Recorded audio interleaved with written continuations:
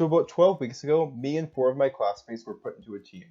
This team was tasked with finding a way to incorporate both regenerative farming and local food production into the city of Kamloops. One of the main problems with farming is it is a highly capitalized system with the main goal being profits, not the protection of food resources or the earth. The other problem we tried to solve is that most of our food is not grown here.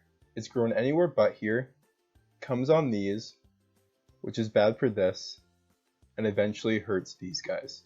So after weeks of brainstorming and using many of the creativity methods used in class, we finally had an idea.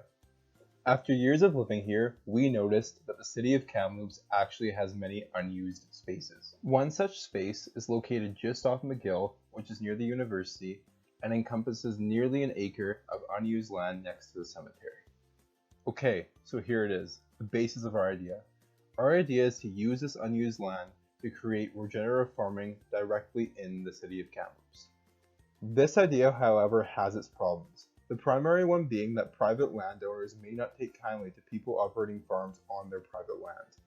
Lucky for us, this problem has been solved before. In Vancouver, BC, private landowners are given tax credits for letting initiatives like this operate on their lots.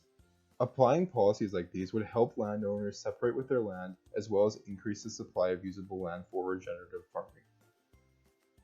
Our other problem is finding workers. However, after talking with some people in the community, we decided that it would be fairly easy to get volunteers, so our organization was going to be completely volunteer run. This, however, brings us to another important aspect of our organization. How is it going to be run? And for that, we must turn to the business canvas model. Okay guys, so unfortunately that is the end of the interesting part of our video. Originally we were going to have that as kind of our intro, and then it was going to lead us into our presentation. So due to the circumstance of the world, obviously that can't happen anymore. So we've prepared a business model canvas. It is a non-profit, so it's going to look a little bit different, but this should give us an idea.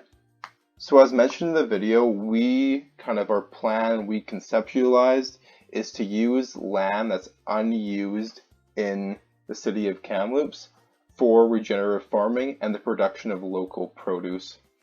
So our key resources are land, supplies, and education.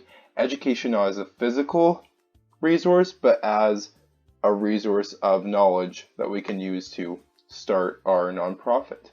Our key partners are volunteers, obviously, to run the place. There's lots of them. I know it seems like a stretch, but we talked to some people in the community and they were willing to help us, or would be willing to help us with something like this. Landowners, they are benefiting a bit because they will be receiving some sort of tax credit or some sort of tax out from the government, which is also a key partner, and then obviously our suppliers. So we get the value proposition.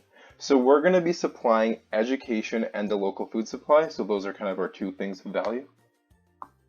Costs. So all our costs are going to be hopefully covered by revenues. We want to run this without the government, any cost to the government besides a little bit of lost tax revenue. So we need obviously money though for upkeeping, utilities, which is spelt wrong, and supply costs.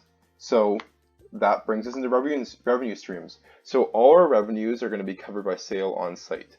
So people will come up, they'll get educated on what regenerative farming is, and then we'll sell them some good locally produced produce. And then customer relationships and customer segments. So we're going to be selling quality, low-priced food, and along with educating the consumer, obviously. So it'll be easy for us to get customers. I mean, everyone wants healthy, low-priced, good, locally produced food. And then we want to supply to everyone in Kamloops. We don't want to just have it super expensive and only the upper class can afford it. So we want to, every day we'll have the pick of the crop or what our volunteers are able to produce, and we'll sell that, and that will cover our costs, as I mentioned before. Channels, obviously everything is going to be produced and sold on site, so we don't really need any of this GHG omitting channels. This will also allow and breed the education, because when people go to buy, as I mentioned, they'll be educated. And we looked at sites that were kind of closer to the center of town. Our One Pro site in the video was just off the university and could be really advantageous because it's close to high volumes of people as well as kind of an educational sector.